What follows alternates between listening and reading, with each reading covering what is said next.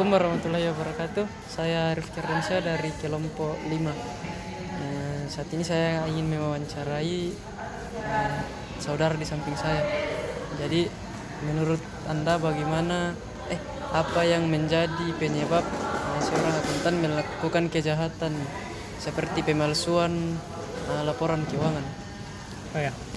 Jadi hal yang dapat menyebabkan seseorang akuntan itu melakukan kejahatan di bidang akuntansi seperti pemalsuan laporan keuangan dan lain-lain, itu mungkin ada tekanan batin dari dirinya sendiri. Misalnya dia punya utang banyak, terus dia belum bisa melunasinya dan sudah ditagih sama rentenir dan lain-lain toh. Mungkin dia itu dalam hatinya memang tidak mau, tapi keadaan yang memaksa dia untuk lakukan hal tersebut. Nah, terus selain tekanan yang ada dalam dirinya, dia juga mungkin ada kesempatan yang dia lihat. Misalnya kan kita ini sebagai manusia kadang juga hilaf toh. Misalnya kita lihat kesempatan, nah bagus sekali ini kesempatan. Tapi kita ini sebagai akuntan sebenarnya tidak boleh. Memang kalau ada kesempatan harus dimanfaatkan.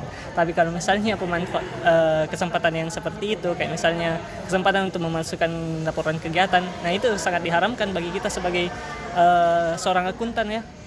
Mungkin itu. Saya pertanyaan selanjutnya, jadi apa dampak dari aktivitas tersebut? Nah, tentunya kalau misalnya ada laporan keuangan, nah yang pertama itu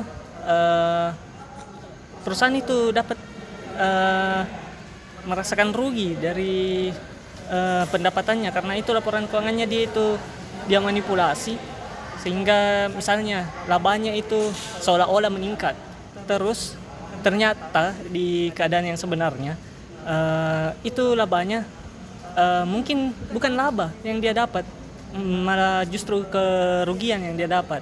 Nah, itu dapat membuat keuangan dari perusahaan itu bisa hancur.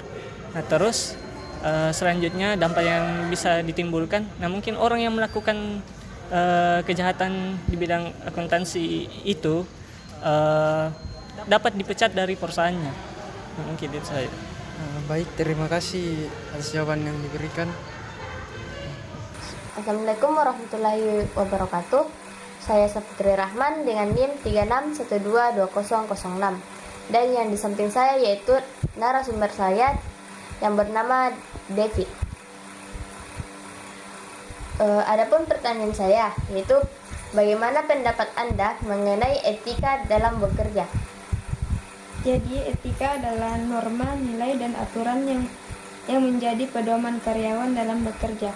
Etika kerja mempengaruhi cara karyawan berinteraksi satu sama lain, mengatasi konflik, dan menjaga kesejahteraan di tempat kerja. Jadi prinsip yang harus dimiliki seorang akuntan itu bagaimana? Seorang akuntan harus memiliki prinsip dasar etika akuntansi profesional yang meliputi integritas, objektivitas, kompetensi, dan kehati-hatian profesional, kerahasiaan, serta perilaku profesional. Terima kasih. Assalamualaikum warahmatullahi wabarakatuh. Assalamualaikum warahmatullahi wabarakatuh. Saya Nabila Sasunya Manaf dengan NIM 36122017. Bersama dengan narasumber saya, Kak Isra, akan berdiskusi mengenai pemalsuan laporan keuangan terkait dengan PT Adam Sky Connection Airlines. Nah, Kak Isra, bagaimana menurut Anda pribadi yang tidak menjunjung integritas dalam bekerja? Baik. Menurut saya sendiri, sang pelaku yang seperti ini sebenarnya belum paham betul mengenai bagaimana integritas dalam bekerja itu sendiri, sehingga ia secara sengaja bahkan secara sadar melakukan hal-hal tersebut. Di sisi lain juga bisa saja hal-hal tersebut bisa terjadi karena adanya tuntutan ekonomi atau tuntutan sosial, sehingga ia dengan cara apapun, dengan situasi dan kondisi yang tepat sehingga hal ini dapat terjadi. Baik, mungkin begitu. Iya, Kak. Terus untuk pencegahannya atau meminimalisir tindakan tersebut, nah bagaimana menurut Kakak? Kalau menurut saya ini perlu diperketat aturan-aturan yang ada di perusahaan tersebut, serta lebih memperketat lagi tim-tim audit atau tim-tim yang mengecek mengenai laporan-laporan atau data-data tersebut.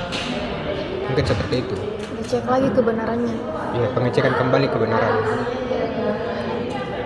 Baik, terima kasih Kak Isra. Sekian hasil diskusi kami mengenai pemalsuan laporan keuangan PT Adam Sky Connection Airlines. Terima kasih. Wassalamualaikum warahmatullahi wabarakatuh. Waalaikumsalam.